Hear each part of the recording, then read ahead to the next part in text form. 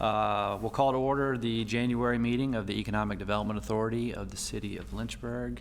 Start off with roll call. Sean Hewitt. Here. Pat Mosby. Here. Kim Sorensen. Here. John Stone. Here. Richard Tugman. Here. And Sackett Wood is absent. Next item on the agenda, approval of minutes from our December 19 meeting. Those minutes are in your Dropbox packet. Any comments before I accept a motion to approve? Motion to approve. Second. Thank you, Sean. Well done. All in favor of approving the minutes as presented, please signify by saying aye. Aye. Aye. All opposed, like sign. Minutes are approved. Margette, you want to talk about the statement of economic interest? Sure. Everybody's Okay. favorite. So all of you all should have received from the clerk of council the state and local statement of economic interests. This is something that's filled out every year. And the city can be fined by the day if it is not completed by February the 1st. So I put in your Dropbox, you know, a link to the form. You should have gotten all this, but there's a fillable form. There's instructions to the form. The instructions are what I put in your Dropbox, but most of you have all filled it out, you know, previously. I just always want to reiterate, you know, snail mail, you have no idea when things are going to get to you. It has to be filled out by February 1st and back to them because they are fined by the day. And if you have any, you know, any questions or anything, you can funnel those through me to, you know, the clerk of court, but this is something that comes down from Richmond, so I know she can read it just the same as all the rest of us can. So. When were we supposed to? How was we supposed to have received it? Because I don't. By mail. She By mail. sends it out by snail mail, but I put the form and the stuff in your Dropbox, and Okay. so we will get you. I don't think I received it by mail. Right. Snail mail. I got it by mail to my office about a week ago. Okay. Yeah, she dated the letter, Richard, January 2nd, but that's why I wanted to put it on there so you all, on your agenda, so you'd be looking for it, because who knows? And so you will know to get in there and fill it out. Margaret, would you mind just checking the email? I can do it myself. What mailing address they're using for me? Absolutely. That'd be great. Thank you. Yeah, I'll do it as soon as we get out of That's here. great. Thank you. I'll check on Dropbox. Yeah, so just wanted to tell you all that. I don't know what that is. And make sure, like I said, if you have any questions, and the PDF form that I went to, right, I believe that she has a, that on the city's website, that what's in the letter, what was in the letter here, and I think I copied and pasted that and put it in the email. That's the PDF that's the fillable form, right? Anyway, I'll send it all back out to you, Richard. I'll find out what Thank you. address and make sure that you get it. But February 1st is the date for it. And, you know, if you haven't had a lot of changes in what you have there, when I fill it out, because my vast wealth doesn't change that often, I am able to fill it out quite quickly, just so you know. Okay, that is what I had there. And so I can go into the staff report, but what I don't know is Pavlina was supposed to be here for Ted today. I don't know what happened. Andrea checked with Cameron and I to know, and Pavlina knows to come here. Whether or not I could remember what the thing is to go into closed session. I think we right? can pull it from the minutes. I was just looking it up from the You minutes are from last time. amazing. Thank you so much. That is wonderful. And we have a recording here, so Pavlina can hear the recording, and between Pavlina, Cameron, Keisha, and I, we can come up with some minutes from this. Anyway, I'll go over the staff report if that's okay. Yes, ma'am. Thank you. So we you can see business visitation, where I'm kind of taking the whole office down to the studs in terms of we've had so much change here.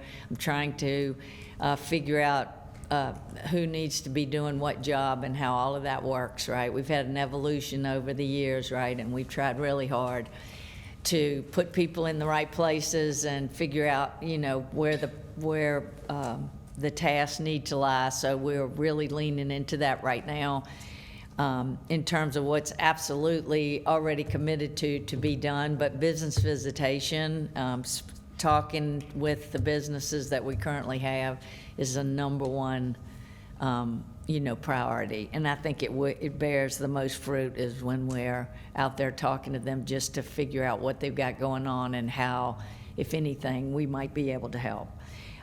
We also, Ivy Creek sites A and B, City Council was generous and thoughtful enough to allow us to have money in CIP to get that moving. I really want to get utilities and a road to the property. I think that's one of the most important things to be able to market it.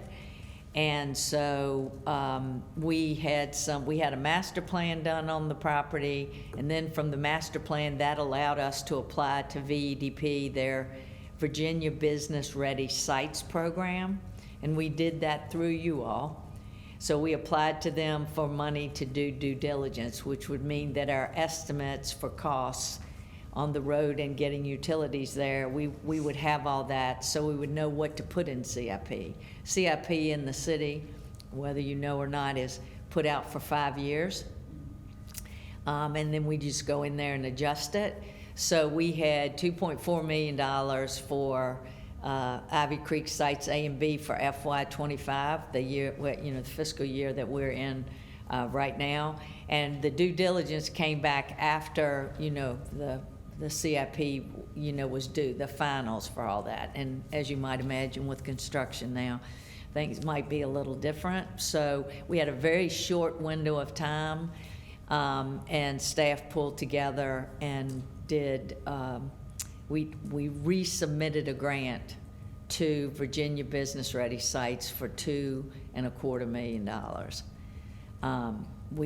You know, we had estimates that were anywhere from 900,000 to, you know, $2.5 million, right? So I don't know. We were invited to apply. We had to do a pre-application, so we were invited to apply, and then we will have to go through, you know, a dog and pony show with them, because we're competing with all the other municipalities that are doing, you know, business-ready sites. But we did get that in. We did apply for it. I've also been in contact with VDOT for the Economic Access Program, which used to be called the Industrial Access Program. You all used that, or we used that, to build Lynchburg Lane that goes up to what was formerly Boxley.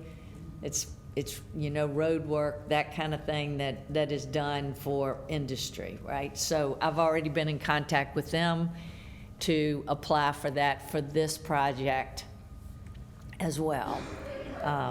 We're also going to probably apply to VBRSP for the Airport Commerce Park. We're just not far enough along on the pure due diligence. There's still some more design work that needs to be done there. So I will keep you all posted on that. And we finished up the Brownfields Assistance Fund for Bedford Avenue, the Palmera, probably not going to say that right, Palmera House, I think. It's on Bedford Avenue. That was a real quick turnaround time, right? Some remediation was done to allow them to finish up that building. You all helped facilitate that, and we are finishing, you know, all of that up. And as you know, the airport, we've got an interim airport director right now. He's doing a great job, but we're just trying to decide next steps on the airport side of it. We do have money in CIP that council once again was gracious enough to allow us to have there. And now I'm working with Public Works to figure out who's going to be the project manager on that, right? Can we do that in-house, or do I just have an in-house liaison, and then we have a construction manager that we bring in on that? So both of those are moving forward. You can see on the sheet that tourism continues to be a huge driver for the city. We're going to have a brainstorming meeting next week with the Airstream Ventures people that we work with and Parks and Rec to try to determine, what are the open dates and what are the best leads. What can we go and get that they'll be able to facilitate or allow us to have in there.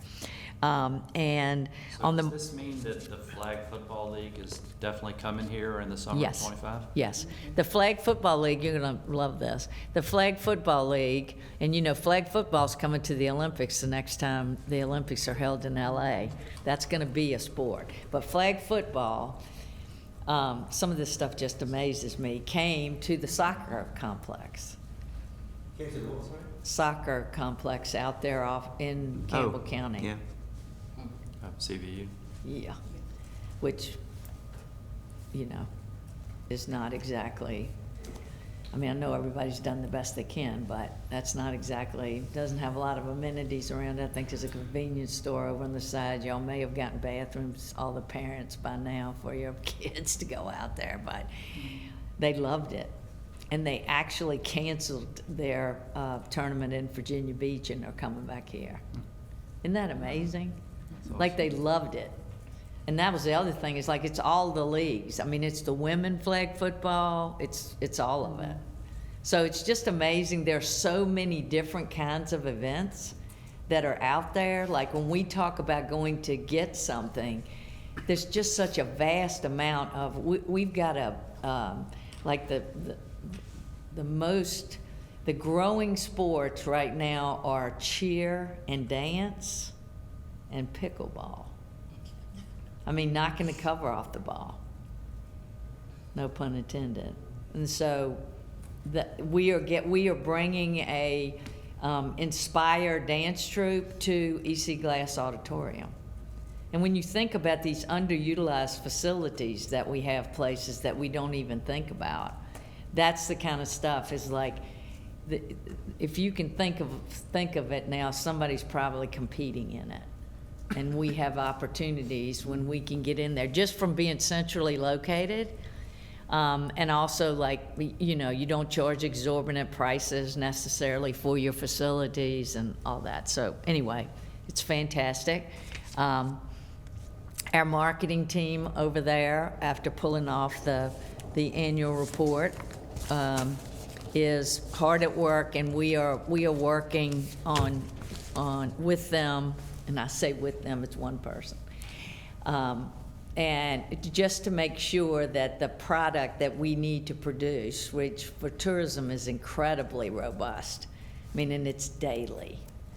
You have to be out there and be in front and doing all that, right? And making sure that we level up the team so that they can support them, because that is so robust. The economic development side of it, you really need to be on point. Got to have great photographs and have your programs clearly able to be accessed and that kind of thing. But that's much more kind of relationship based and site selector and that kind of thing. You have to have a website no matter what. But the tourism side of it is just incredibly robust. And so I think that having all of us take a piece of that, so marketing isn't just left there. They can still oversee what's going to happen, so we have consistency, but they don't have to physically try to understand each one of these things and do that. So they are working really, really hard. We've got some wonderful, had some wonderful opportunities to advertise. And I'll bring you some stats on that, just like who we got in front of. We were able to get in front of with the advertisements. We have QR codes on there, and really try to customize that as to what that particular publication or web presence is gearing towards, right? Like if it's job related, like if it's one of the colleges, Randolph's being featured in in Focus or Business in Focus, which goes out to a tremendous number of CEOs and things like that. And so it's not only that the talent is here and that Randolph is, had record-breaking enrollment for them, but it's also, to be able to say, locate your business here because this talent is right here. So really, really cool stuff that we gotten. So we'll get you some. I want to get it for winter and council, is just to show them, where we're placing ads, how we're placing ads, and how many people that we are getting in front of by doing all that. Because we are it for the city when it comes to doing that kind of thing for the city independently. Like Megan does it for the whole region, and we can support what she's doing there, but I think the city has some real specific needs, or much more. We have lots of opportunity, but we also are really a built city, so we need to curate what we bring in. So all that being said, that is all I had on the staff report. If you all have any questions of me. Are all positions filled on your team? No, that's what we're going to talk about in closed session.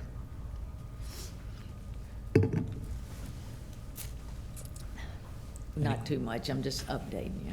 Any questions on the staff report? Thank you for that. Uh-huh. All right. I will try to do this based on It's amazing. what's here. So what I need is a motion. Oh, hold on, I'm on the wrong spot. We got pursuant. I know the next two words, and that's about it. That's And exactly after right. that, your eyes glaze. Yeah. There you go. Pursuant to section 2.2-3711A3 of the Code of Virginia, for discussion or consideration, are we talking about real property? Yeah, Okay.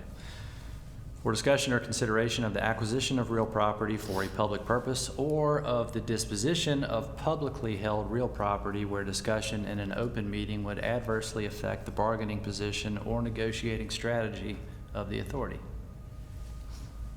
A motion to do so. Second. All in favor, please signify by saying aye. Aye. Aye. All opposed? All right, we are in closed session.